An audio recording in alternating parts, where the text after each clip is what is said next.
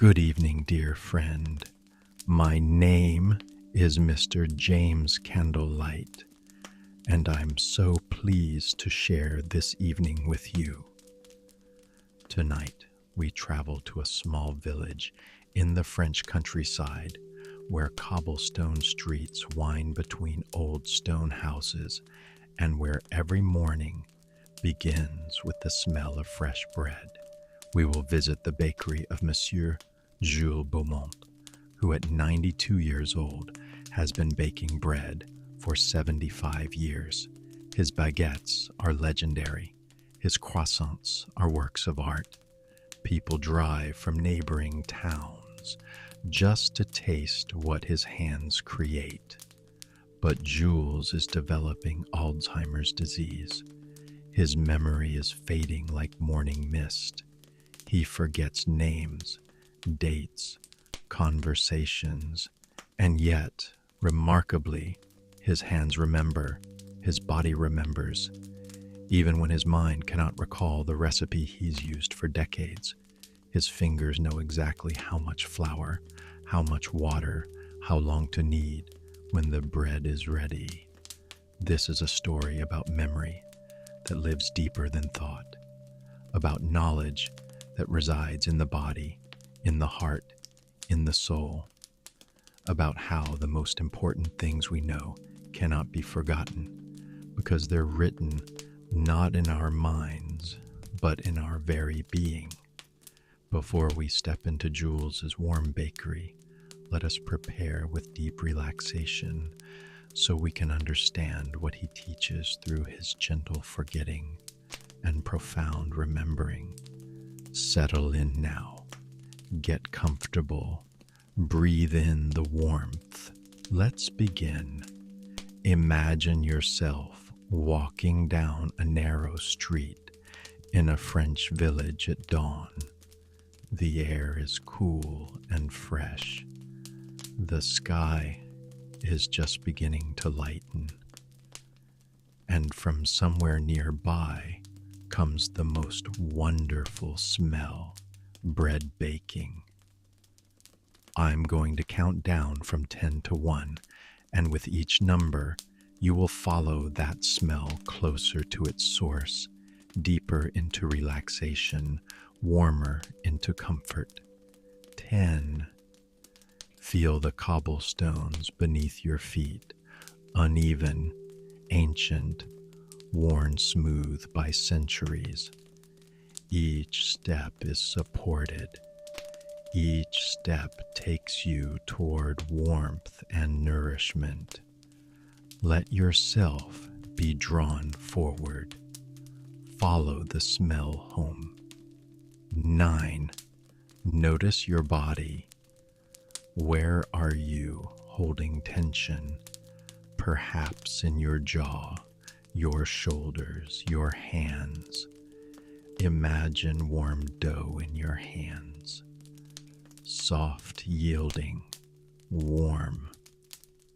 Let your tension soften like dough softens. Gradually, naturally, with warmth. 8. You are completely safe. This village is peaceful.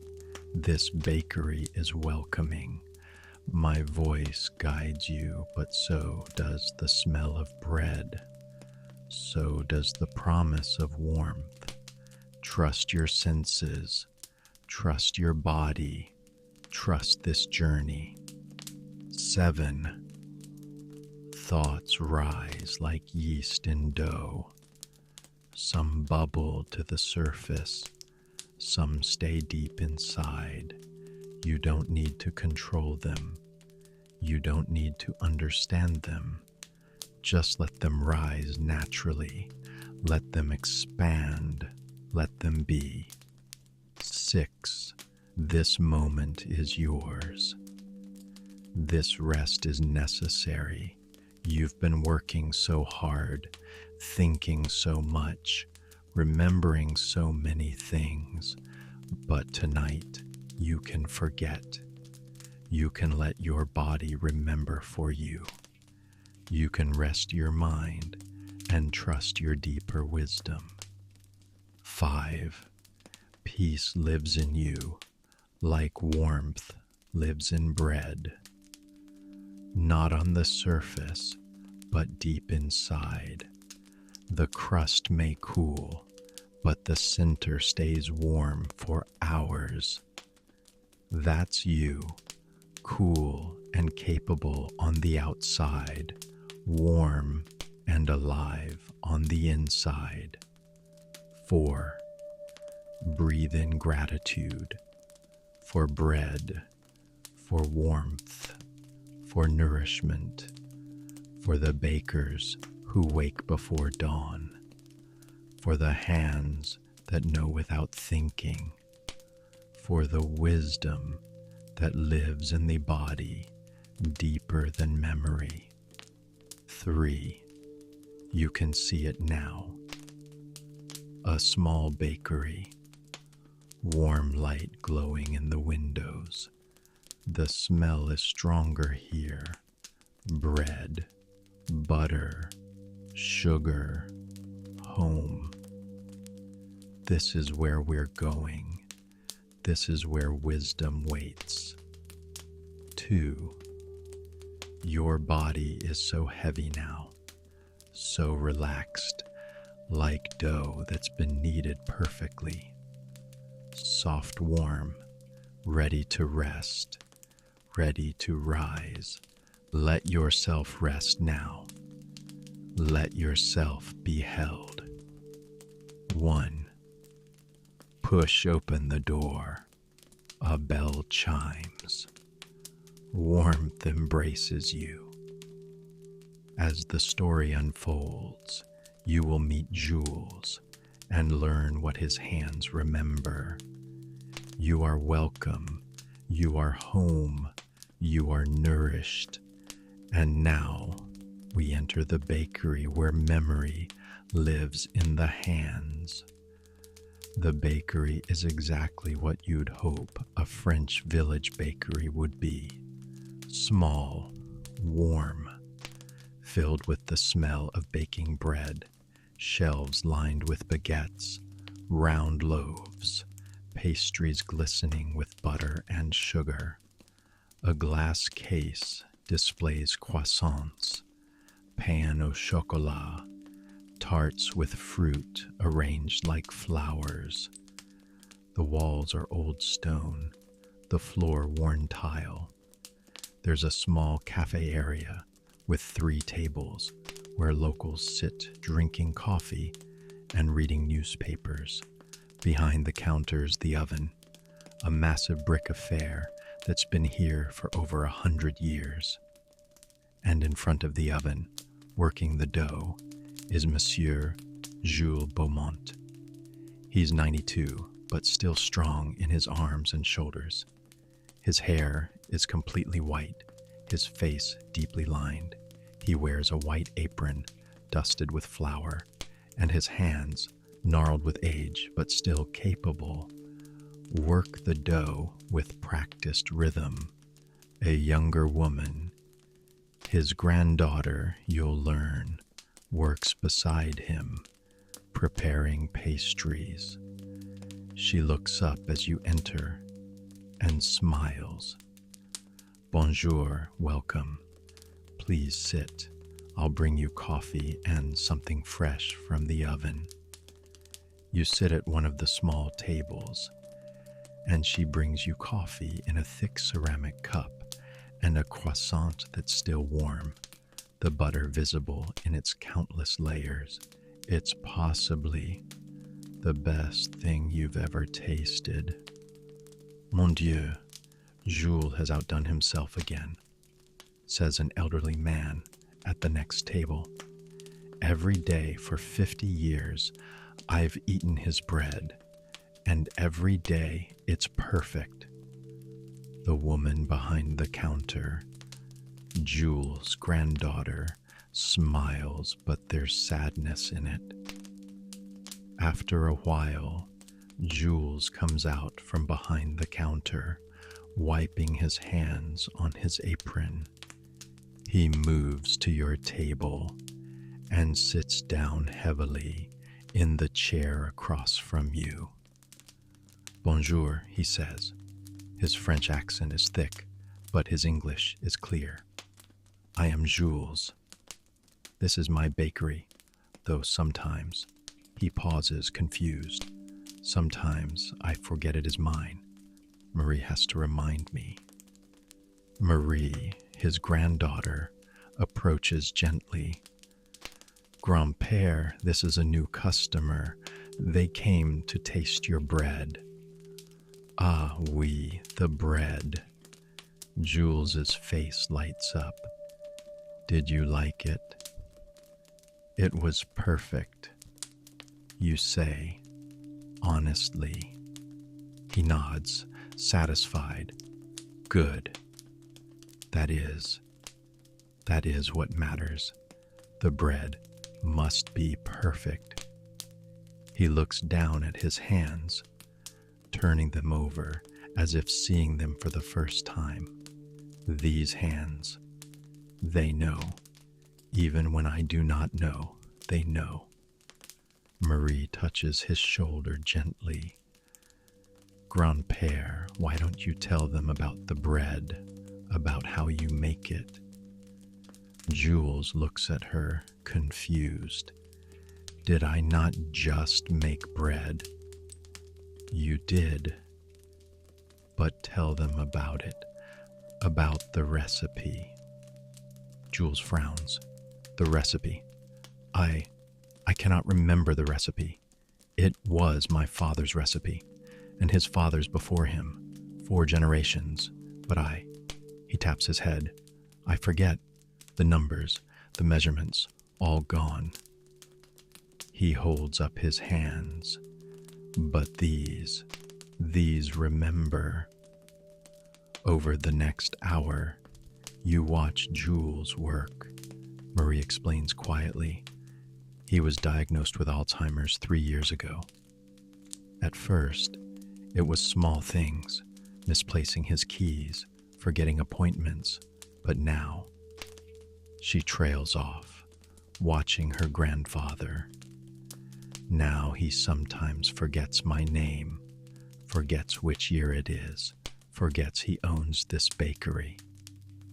But the bread, you ask, because the bread is clearly still perfect. Marie smiles. The bread, he never forgets. Well, no, that's not right. His mind forgets, but his body remembers.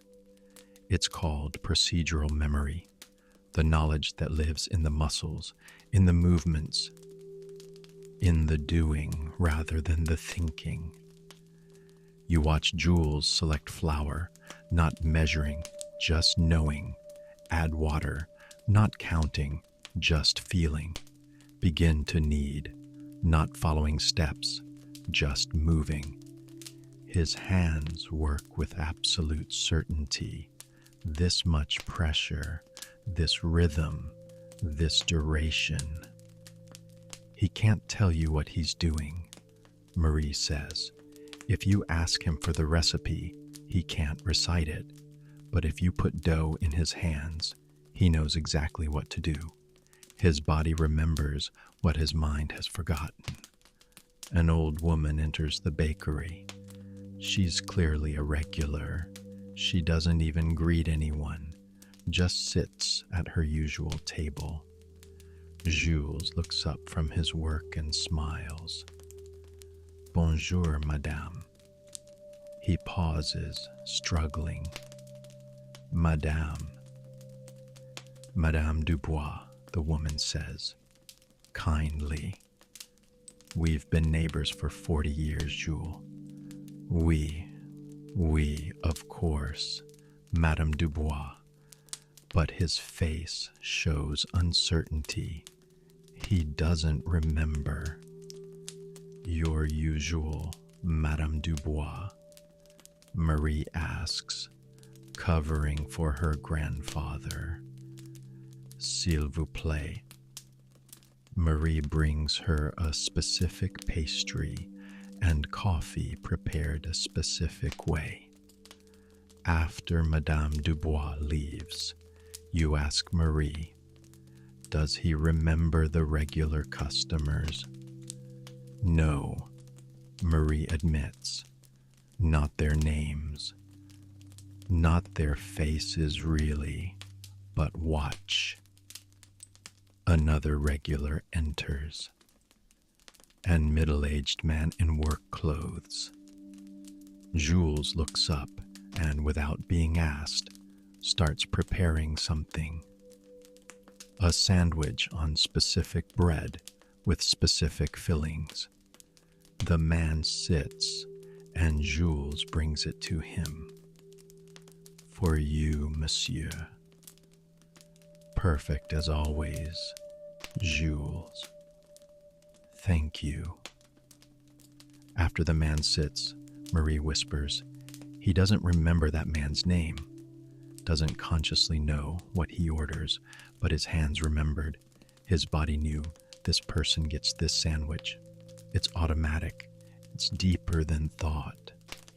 As the morning progresses, you see this pattern repeat. Jules can't remember the name of his own street, can't remember what year it is, can't remember if he's eaten breakfast, but he remembers. No, his body remembers every aspect of the work, when to take the bread from the oven, not by timer, but by smell, by instinct. How to shape a croissant, not by following steps, but by feel, by thousands of repetitions written into muscle memory. How much sugar for this tart, how much cream for that custard, how long to let the dough rise. None of it conscious, all of it perfect. It's like his hands are smarter than his brain now, Marie says. Or maybe they always were. Maybe we think too much. Maybe the best work comes when we stop thinking and just let our bodies do what they know how to do. You watch Jules work in what appears to be a flow state. No hesitation, no second guessing, just pure action born of 7 decades of practice. Is it difficult? You ask Marie, watching him forget. She's quiet for a moment. Yes, very. I grieve every day for the grandfather I'm losing, the man who taught me to bake, who told me stories, who knew everything about this village and everyone in it. But, she continues, there's also something beautiful about what remains. The essential Jules is still here, the parts that really matter, his kindness, his dedication to his craft, his joy in feeding people. Those are all still present. The mind might fade, but the soul remembers. Later, during a quiet moment, Jules sits with you again. He looks tired but content. His hands rest on the table, dusted with flour. You know, he says, I cannot remember yesterday. I cannot tell you what I had for breakfast, but I can tell you. He pauses, searching for words. What? You prompt, gently. I can tell you how bread feels when it's ready. I can tell you the sound the crust makes when it's perfect. I can tell you the smell of dough rising. He looks at his hands. These things, I know them deeper than memory. They are in me. They are me. Does it frighten you? You ask. Forgetting. Jules considers this. Sometimes. When I forget Marie's name, when I forget where I am, that is frightening. But other times, he makes a gesture toward the ovens, the bread. Other times, I think, perhaps, I am forgetting the unimportant things, the names, the dates, the facts, and what remains is what really matters. I remember how to make bread. I remember the joy of feeding people. I remember the satisfaction of work done well. He looks at you directly. Maybe that is all we need to remember. The rest is just details. A young couple enters with a small child. The child runs to Jules, who's returned to his work behind the counter. Monsieur Jules, Monsieur Jules, the child exclaims. Jules looks at the child with no recognition, but he smiles warmly and reaches for something behind the counter, a small cookie, obviously reserved for this purpose. He gives it to the child, who accepts it with delight. The parents exchange a glance, sad but accepting. After they leave, Marie explains, "That's Thomas. His parents bring him every Saturday. They've done so since he was born 2 years ago. Jules used to know his name. Now he doesn't, but he still always gives him a cookie." The knowing is deeper than the name, you observe. Exactly, Marie says. The love is deeper than the memory. That's what I'm learning from this, that the most important things, love, kindness, dedication, craft, they live somewhere deeper than the brain, somewhere that can't be taken by disease. As afternoon approaches, Jules begins to show fatigue. His movements slow. He looks confused more often. Marie gently guides him to a chair. "Rest, grand-père, I can finish." But Jules shakes his head. "No, no. The bread, the pain, I must." He struggles for words. Marie kneels beside him. "Grand-père, the bread is done. It's perfect. You did beautifully today." Jules looks at her, really looks at her, and for a moment there's recognition. Full, complete recognition. "Marie," he says, "ma petite Marie." She tears up. "Oui, grand-père, c'est moi." He touches her face gently. "You will make the bread when I cannot." "I will." "You've taught me well." "The recipe," he starts. "I know the recipe," Marie assures him, "not just in my mind. You've taught it to my hands, just like your father taught your hands." Jules nods, satisfied. Then the moment passes. The confusion returns to his eyes, but something has been communicated. Something has been passed on, not through words or written recipes, but through touch, through demonstration, through 7 decades of hands teaching hands. You stay until closing. As the last customers leave and Marie cleans up, Jules sits by the window, watching the street. Marie comes to sit with you. Thank you for being patient with him today. Not everyone is. He's remarkable, you say. The way his body remembers, even when his mind doesn't. It gives me hope, Marie says that even as he forgets more and more, the essential things will remain: the craft, the love, the purpose. Will he be able to keep working? Marie shakes her head slowly. Not much longer. Maybe a few more months. The doctor says the disease will progress. Eventually, even his hands will forget.